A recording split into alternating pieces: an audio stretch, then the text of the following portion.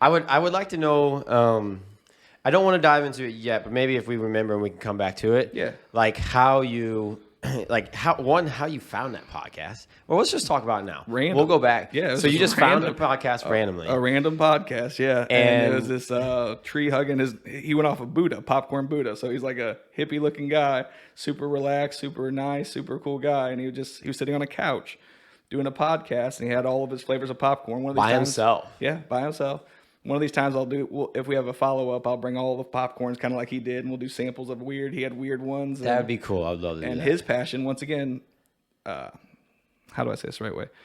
Having a passion in something, you can buy knowledge, but you can't buy passion. Yeah. So I have the knowledge of the popcorn, but if you put me and this gentleman and his wife together, he'll school me all day long. Because although I enjoy popcorn, his passion is popcorn. So he was putting popcorn in meatloaf, in salads, in burgers. He had honey Dijon. So there's a lot of popcorn. Salad. Yeah, I don't know about meatloaf. Oh, though. he was doing some weird stuff. But I was grateful to be able to find someone with that type of passion to train us, because although we probably won't go that extreme, we still have someone. And if you can surround yourself with people who have that kind of passion, I think it's really good.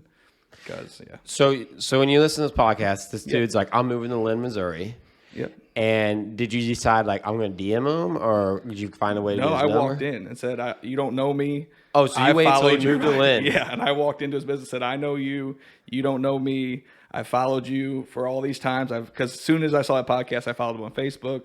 I followed his social media, and so I stayed on top of it. And I introduced myself, and it was really cool. He moved to Lynn, Missouri, because his farmer was growing the specific popcorn seeds in Lynn. So instead of shipping them from Lynn, Missouri to Pennsylvania, he moved his second operation here to Lynn. Wow. It's kind of cool. So is he still in Lynn?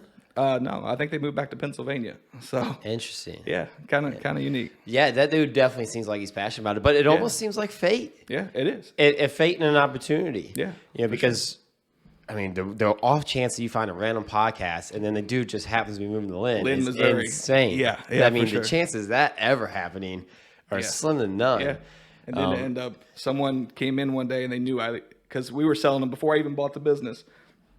Back when I was a little shaved ice stand, we would buy their popcorn.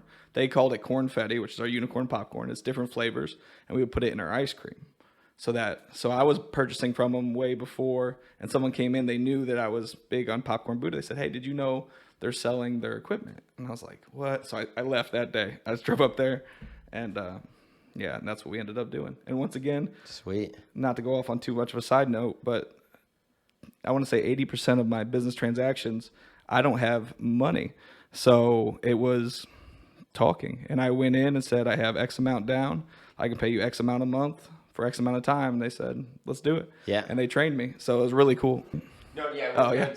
I noticed that the thing was covering up the recording thing. and I was like, I want to make sure this is recording before we get into we'll do it it again. Yeah, sure. I'll change the whole story. It'll be different next time. Yeah, we'll meet a guy from Florida. Yeah, or that's something. right. Exactly. You got it. No, so that's an amazing story. Yeah. And that's why I love these podcasts, because I get to hear stories like that I would never have known.